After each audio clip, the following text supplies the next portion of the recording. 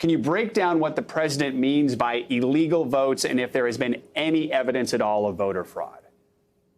You know, by all accounts, he seems to be implying that the illegal votes are the ones that are coming in for Democrats.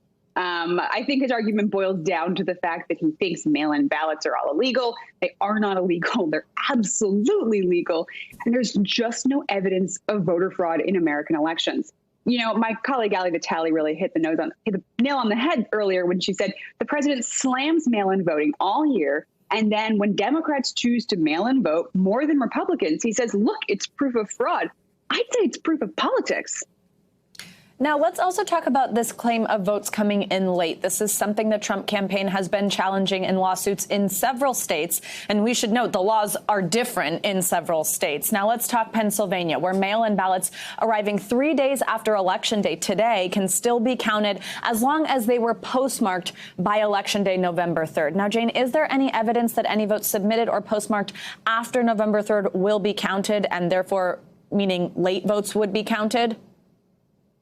There's no evidence that votes sent after Election Day will be counted. I will say Pennsylvania's law is a little bit sticky. They say without a legible postmark, it is okay, in part because when you have postage paid ballots, the post office often just pushes them through without a postmark. So the Supreme State Court said, look, if it's mailed if it arrives in 3 days, it was mailed before. We're going to presume that it was mailed before because we want fair elections. That's what the state Supreme Court really dug into in their ruling, is that you need to be able to trust that if you put something in the mail, your vote will be counted, not because your mail is slow. And we've seen historic slowdowns in the mail that make it those late ballots actually mean enfranchising voters who trusted the public works to get their ballot there on time.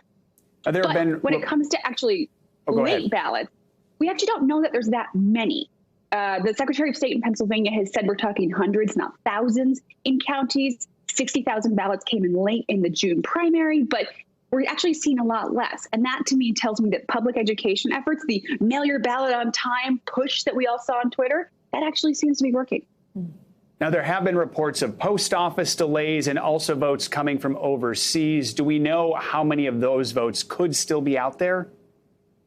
You know, we really don't. Time will tell. It is worth stressing that, military ballots have an extremely high absentee rejection rate, in part because sometimes they do show up late. So these provisions are important to enfranchise our armed service members who are mailing them from all around the world and should be allowed to have their ballots counted. That deadline in Pennsylvania, I think, is the 10th or the 9th. So it's really just too early to know how many late ballots there could be. Again, none of this really matters unless your margin is in the hundreds. And we don't see an indication that we are going to be in the hundreds. Of course, it's 2020. Anything can happen.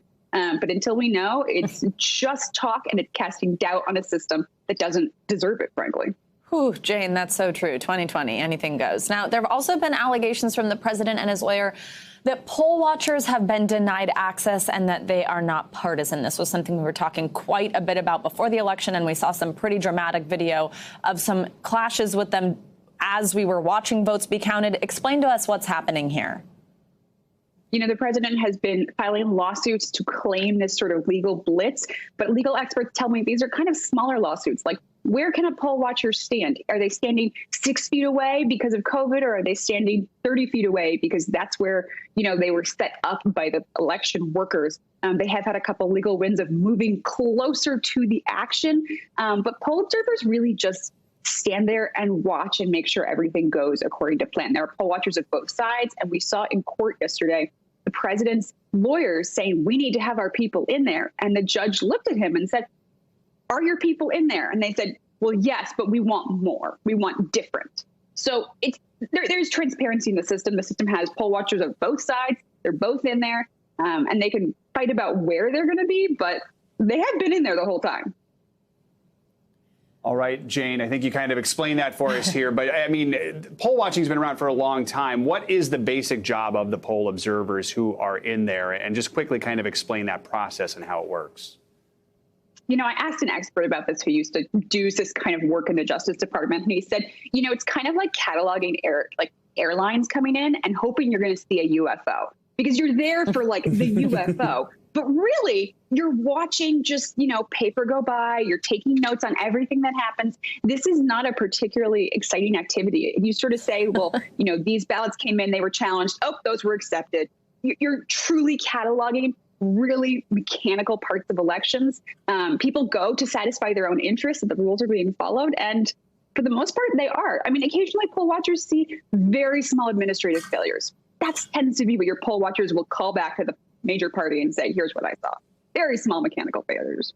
Those UFOs are rare. That's a great analogy. I like that, Jane. Thank you so much. Appreciate it. Thanks, Jane. Hey, NBC News viewers, thanks for checking out our YouTube channel. Subscribe by clicking on that button down here and click on any of the videos over here to watch the latest interviews, show highlights, and digital exclusives. Thanks for watching.